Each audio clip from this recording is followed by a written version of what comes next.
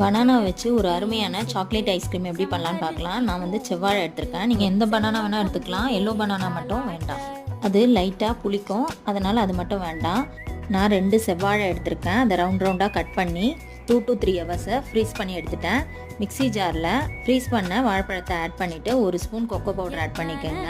2 table spoon honey add பண்ணியிருக்கேன். 1.5 spoon sugar add பண்ணியிருக்கேன். நீங்கள் வேணும்னா ஃபுல்லாகவுமே ஹனியே ஆட் பண்ணிக்கலாம். 1/2 டீஸ்பூன் வெண்ணிலா எசன்ஸ் ஆட் பண்ணியிருக்கேன். 1/2 கப்பு பாலை நல்லா திக்காக காய்ச்சி ஃப்ரிட்ஜில் வச்சு எடுத்து வச்சுருக்கேன் க்ரீமியாக. அதை வந்து ஆட் பண்ணிவிட்டு மிக்ஸி ஜாரை க்ளோஸ் பண்ணி நல்லா பிளெண்ட் பண்ணி எடுத்துக்கலாம். ஒரு ஏர்டைட் கண்டெய்னரில் கிரைண்ட் பண்ணி வச்சுருக்கேன் மிக்சரை ஆட் பண்ணிவிட்டு 8 ஹவர்ஸை ஃப்ரீஸ் பண்ணி எடுத்துக்கலாம். எடுத்து 5 மினிட்ஸ் வெளியில் வச்சுட்டு அப்புறம் ஸ்கூப் பண்ணுங்கள். அப்போ தான் ஈஸியாக வரும். நான் உடனே எடுத்தேன், அதான் கொஞ்சம் ஹார்டாக இருக்குது. மேலே வந்து சாக்லேட் சிரப்பை ஆட் பண்ணிவிட்டு சர்வ் பண்ணிங்கன்னா க்ரீமியான எம்மியான ஹோம்மேட் சாக்லேட் ஐஸ்கிரீம் ரெடி. நீங்களும் ட்ரை பண்ணுங்கள்.